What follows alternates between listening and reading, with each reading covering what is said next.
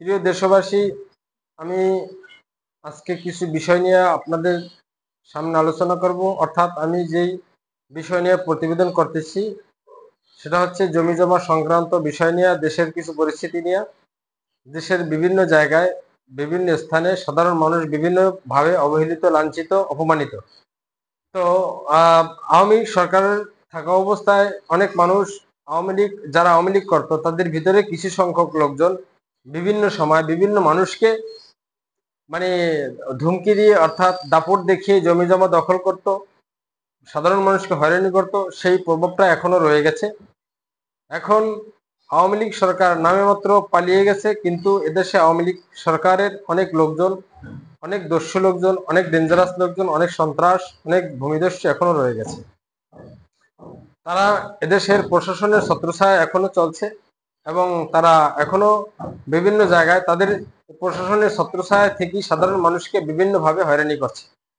তো যাই হোক, আমার কাছে একটা নিউজ আসছে, আমি জানতে পেরেছি যে তালতলি, বরগুনা জেলার তালতলি থানার বড়বগি ইউনিয়নের হরিণখোলা গ্রামে একটি ঘটনাকে নিয়ে আমি আপনাদের সামনে কিছু বলতে চাই। ওখানে হরিণখোলাতে হাকিম মুন্সি নামে এক ভদ্রলোক আছেন। তার একজন ভাই আছেন মোহাম্মদ ইব্রাহিম খলিল। মোহাম্মদ ইব্রাহিম খলিল তিনি অভিযোগ করেছেন যে তার 200 শতকের বেশি জমি, দীর্ঘ 25 থেকে 25 বছর যাবৎ প্রায় তার জমি তারা দখল করে খাচ্ছে এবং আশেপাশে অনেক মানুষেরই জমি হাকিম মুন্সি তার ছেলে ফেলে নিয়ে তারা বেদখল দিয়ে খাচ্ছে। কিন্তু তাদের সামনে কেউই কথা বলতে পারে না, কারণ হচ্ছে তারা সংখ্যায় অনেক, তাদের ফ্যামিলিতে ছেলে নাতিপুতি সহ অনেক লোকজন। তারা প্রভাব খাটায়, তারা টাকার গরম দেখায়, তারা প্রশাসন টাকা দিয়ে কিনে ফেলে, এক কথায় টাকা পয়সা দিয়ে তারা ম্যানেজ করে নেয়। তো মোহাম্মদ ইব্রাহিম খলিলের একটা দাবি, সেটা হচ্ছে তাকে বিভিন্নভাবে হুমকি দিচ্ছে, তাকে হত্যা করার হুমকি দিচ্ছে, তার ঘরবাড়ি জ্বালাই দেওয়ার হুমকি দিচ্ছে এবং তিনি জমি যদি বলে যে আমার জমি আমাকে বুঝিয়ে দেন, তাহলে তাকে বিভিন্ন সময় বিভিন্ন হুমকি দিচ্ছে। তাকে ঘরে সে থাকতে পারছে না, সে এখন আতঙ্কে আছে। তিনি থানায় অভিযোগ করেছেন, কিন্তু পুলিশ যেইভাবে পদক্ষেপ নেওয়া দরকার সেইভাবে পদক্ষেপ নিচ্ছে না। অর্থাৎ পুলিশ প্রশাসনের ছত্রছায়ায় তারা আরো বড় হচ্ছে। কিন্তু তাদের নামে আগে থেকেই মামলা আছে, তারা আওয়ামী লীগ করতো, প্রভাব খাটিয়ে চলতো। কিন্তু তারা সাধারণ মানুষকে অনেক নির্যাতন করত, কিন্তু সেই মামলা এগেনিস্টে তাদেরকে অ্যারেস্ট করা হচ্ছে না।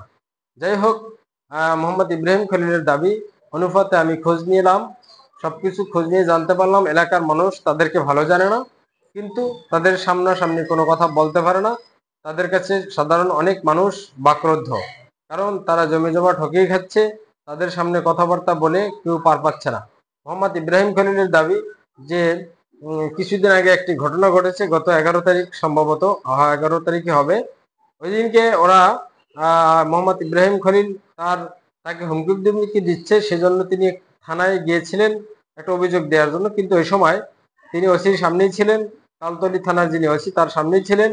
কিন্তু ওই সময় তারা মোহাম্মদ ইব্রাহিম খলিলের বাড়িতে গিয়ে হামলা করে গিয়ে আবার তার বিরুদ্ধেই ওই থানায় মামলা দেয়। সেই মামলা আবার ওই ওসি তাকে 1 নম্বর আসামি করে গ্রহণ করে। অর্থাৎ এতে বোঝা গেল যে ওসি কিন্তু সাক্ষী ছিল, যখন তাদের মোহাম্মদ ইব্রাহিম খলিলের বাড়িতে গিয়ে যখন হাকিম মুন্সির লোকজন হামলা করে, তখন কিন্তু মোহাম্মদ ইব্রাহিম খলিল উনি ছিল থানায় পুলিশের ওসির সামনে। তারপরেও কিভাবে ওসি মামলাটা নিল, এটা একটা বিষয়। যাই হোক, প্রশাসনের ছত্রছায়া তার আরো প্রভাব খাটাচ্ছে, কিন্তু প্রশাসনের দৃষ্টি আকর্ষণ করছি যাতে করে অপরাধীরা প্রশ্রয় আপনাদের কাছে না পায়। আপনাদেরকে কিন্তু সাধারণ মানুষ পুলিশ প্রশাসনকে কিন্তু এমনিতেই ভালো জানে না, কারণ আপনারা আওয়ামী লীগের ছত্রছায়া থেকে অনেক অকারেন্স করেছেন।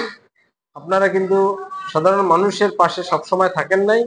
হ্যাঁ, তো আমি বলতেছি যে এই মোহাম্মদ ইব্রাহিম খলিল এখন তিনি তাদের হুমকি দুমকির শিকার, তার জান্নাসের হুমকি ওই হাকিম মুন্সির ছেলেপেলে দিয়ে আসছেন। তো এখন তিনি নিরাপত্তাহীনতায় ভুগতেছে। আমি প্রশাসনের দৃষ্টি আকর্ষণ করছি যাতে করে তাদের নামে যে মামলা আছে তাদেরকে অ্যারেস্ট করা হয়, সাধারণ মানুষ যাতে শান্তিতে থাকতে পারে। তো তো ওই দিনকে যে ঘটনা ঘটেছে, তার বাড়িতে হামলা করেছে, বারবার তাকে হুমকি দিয়ে যাচ্ছে। আমি বারবার দৃষ্টি আকর্ষণ করছি যাতে তালতলী থানার ওসি বা যা প্রশাসন যারা আছেন তারা যেন এটা খুব নজরে রাখেন এবং ওনাদেরকে যেন অ্যারেস্ট করেন, কারণ যেহেতু ওনারা অপরাধী, ওনাদের নাম মামলা আছে। কিন্তু বারবার ওরা যাইয়া মোহাম্মদ ইব্রাহিম খলিলকে বারবার মিথ্যা মামলা দিচ্ছে, বিলেট দিয়ে মাথা ছিঁড়ে তার নামে মামলা সাজিয়ে বিভিন্ন ধরনের হয়রানি করছে, তাকে বাড়ি থাকতে দিচ্ছেন না। যাই হোক, আমি প্রশাসনের প্রতি দৃষ্টি আকর্ষণ করছি যে আপনি সঠিকভাবে যাচাই করে বা যাচাই বাছাই করে আপনি আসামিকে অ্যারেস্ট করুন, সাধারণ মানুষকে হয়রানি থেকে বিরত থাকুন। আমি আরএনবি টিভির পক্ষ থেকে বলতে চাই, আরএনবি টিভি মিথ্যা নিউজ করে না। আরএনবি টিভি মানে সবকিছু জেনে শুনি নিউজ করে। আরএনবি টিভি যখন জানতে পায় তখন আমরা ওখানে গিয়ে সাধারণ মানুষের থেকে সাক্ষ্য গ্রহণ করি। সাধারণ অনেক মানুষই বলেছেন যে আমরা প্রকাশ্যে তাদের মানে আমরা সত্য কথা বলতে পারি না, যে কথা বললে তাদের বিপক্ষে চলে যায়, কারণ তারা তো অপরাধী, হাকিম মুন্সির ছেলেপেলে, অর্থাৎ হাকিম মুন্সি অপরাধী।